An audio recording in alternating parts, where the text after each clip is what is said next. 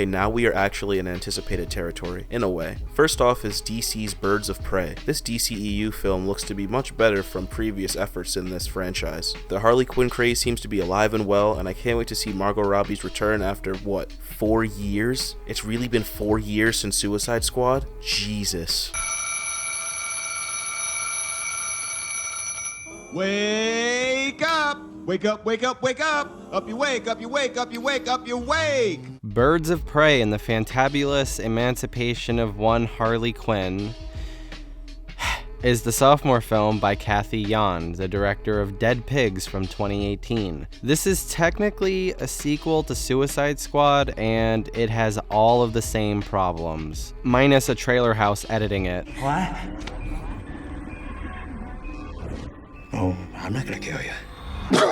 The soundtrack is god-awful. I don't know what it is about artists that I like doing songs specifically for a movie that makes them turn in really bad songs, but that's what happened here. Every time these songs are used, it's annoying, mind-numbing, and just noisy. It felt like I was getting run over by a wall of sound and it didn't elevate any scene. But in its defense, unlike Suicide Squad, it actually kind of fit with the style of the movie, but we'll get into that in a second. Probably the worst part of this soundtrack is the gentrified version of Hit Me With Your Best Shot by Pat Benatar. Gentrified isn't literally the correct word to use here, but these slow-paced, sad piano ballads sung by an objectively good voice, but also is indistinguishable and not special at all, is something I would assume people who willingly participate in gentrification would enjoy. Like, let's be honest here. Like, did we really have to gentrify Björk's Hunter for the marketing of Terminator Dark Fate? The original song is much creepier than the dumb version you made. I don't know why they did that. Hey, Universal, did you actually have to gentrify the wonderful voice of Louis Armstrong for this mayonnaise cover of What a Wonderful World for the Doolittle trailer? No, you didn't. So stop.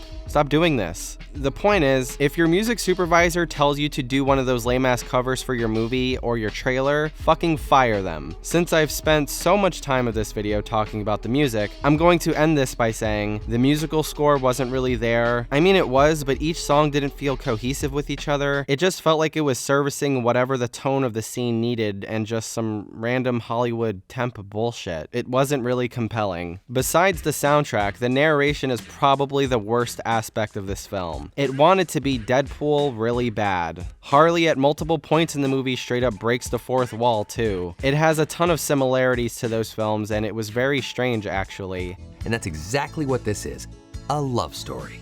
And to tell it right, I gotta take you back to long before I squeeze this ass into red spandex. This film is supposed to be about women freeing themselves from the control of men, yet it's copying this dude movie. The narration points out at least 3 times that a man took the credit for a girl's work, but every bit of personality this film has, it owes to Deadpool. I don't know, man. I'm not saying this is Joker levels of copying, but it's very noticeable. Anyway, the narration feels redundant. It explains her relationship status over and over again. The male cops took credit for Renee Montoya's work over and over again. Renee Montoya's relationship status, which honestly could have just been implied because it kind of was. Didn't need the narration. Huntress's origin, Black Canary can sing, etc. Like all these things that you could just show. But this movie tells us this information through dialogue scenes and through the camera or those stupid Suicide Squad Borderlands wannabe titles. And it tells us these things over and over and over and over and over again. The first half of this movie is dedicated to vomiting the same 5 or 6 pieces of plot details on repeat. It's so exhausting. Like, how many times do you need to tell us this information? I was concerned for a second that this film was made for 8-year-olds because of how it treats its audience like idiots, but then they'll say fuck like 3 times in a row, and I'm wondering, who is this movie even made for? Also, I'm not saying narration is automatically bad, but in most movies, it's poorly used. To me, narration works when its reasons for existing and the way it's used are character-based. least, not to just vomit exposition. The diving bell and the butterfly is an incredible example of this. Since our protagonist is paralyzed and often the camera is shooting through his eyes, we never really leave his point of view. So the narration is important because we're literally in his head and we hear his thoughts. Portrait of a Lady on Fire, my favorite film of 2019, uses narration, but it's used in a way that builds anticipation. It feels like the protagonist is giving us something. It adds something emotionally to the film, and especially the scene that it's used in. It's very purposeful. It works in Wolf of Wall Street because in a movie about excess, I think being as stylistically excessive as possible works. I think it also helps that The Wolf of Wall Street doesn't have a MacGuffin dictating its entire story. It's also not being annoying or like, hey, here's only plot details being sprinkled with Margot Robbie's spot-on portrayal. It blends character and exposition really well. Euphoria also did this amazingly well, but I talk about that at length in part 2 of our August and September video, which you should watch if you haven't already. But long story short, the narration and the shots inform each other, and it feels like the narration was always a part of the plan, and not something tacked on later, which is usually why narration is used, or at least it feels that way. When used incorrectly, to me it feels like the writer or director didn't know how to cinematically give this information clearly enough. It also doesn't work in this movie because it gives away its message, symbolism, and metaphor almost immediately, and doesn't tell the audience to do any work at all. Like, why am I even there as an audience member? I'm not saying you always have to be subtle, but don't treat me like I was born yesterday, because that's not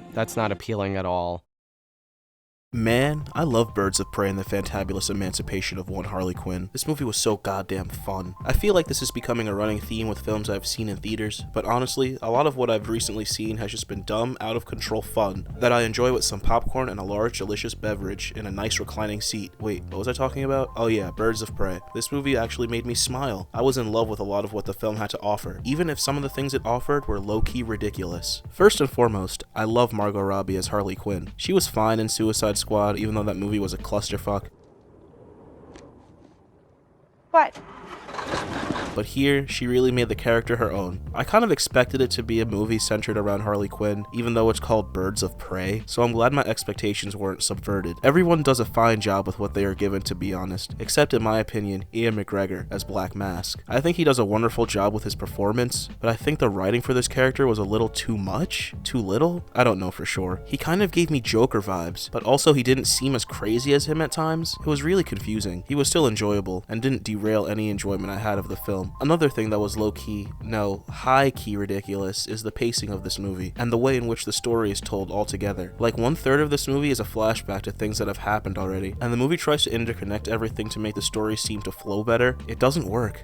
Ah, shit. I told this all wrong. Quick history lesson. It makes the movie drag, for real. This movie is only an hour 50 minutes, and it deadass felt like it was a 2-hour and 30-minute film, and by the time Harley actually fights the people in the police station with cocaine in her system, it feels like you've been waiting for this moment forever. The fight sequences in this movie were really well done. The director of John Wick came in to oversee the action sequences, and you can really tell that they took what he said to heart, because the action feels tight. You can feel every punch and kick. I absolutely loved it, and was super enthralled with the decisions made with the action. And even though the breakfast sandwich was on screen for like 2 minutes, this movie made me crave a breakfast sandwich like it was nobody's business. I eventually did go out and get my sandwich, and it was good as hell. Harley narrating reminded me of Deadpool, but unlike Deadpool, she was not very funny. It just kind of felt like she was giving me exposition, whereas Deadpool did that, but kept me interested in what was actually happening with jokes and quips. Oh, hello. I know, right?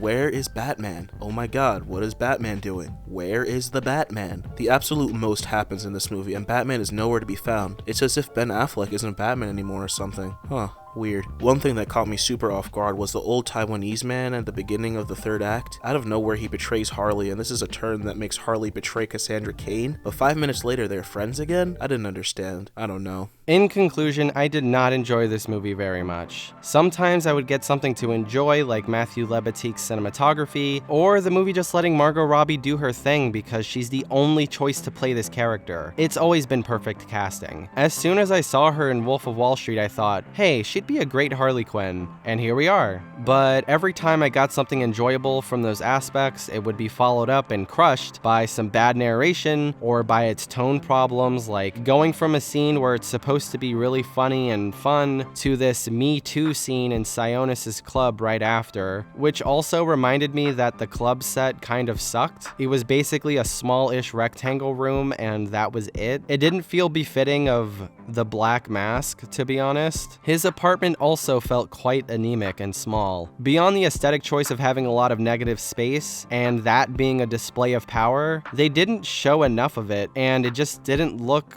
like a big space. It just looked kind of tiny actually, and I don't know, it didn't feel right, to be honest, and I didn't really like it. I mean, you could say that he was pursuing, you know, that diamond so he can have money and blah blah blah, but like for the things that he had, I don't know, it just didn't feel right. And finally, the stakes didn't feel high enough, and the movie wasn't charming to me because the movie was annoying me, so there wasn't a lot for me as an audience member. It's just disappointing. Anyway, I'm giving Birds of Prey and the very long title a 4 out of 10. This movie is nowhere near perfect, but I thoroughly enjoyed myself. It made me smile more than usual, and that was really more than I could ask for from a Suicide Squad sequel. Suicide Sod Squee-quel. Suicide Squad sequel. Say that 3 times fast. I think it perfectly captured the characters in the comics and their likeness, and although the structure was a little all over the place, the overall film is super entertaining. DC's best film since The Dark Knight? Nope. I don't even know what that is. It's probably BVS. I don't know. I'm giving Birds of Prey and the Fantabulous Emancipation of One Harley Quinn a 7 out of 10. If you enjoyed this video, hit the like button. If you agree or disagree, tell us in the comments. Subscribe if you haven't already. Share with your friends. Do all the things. The Matrix video is coming soon. And yeah, bye-bye.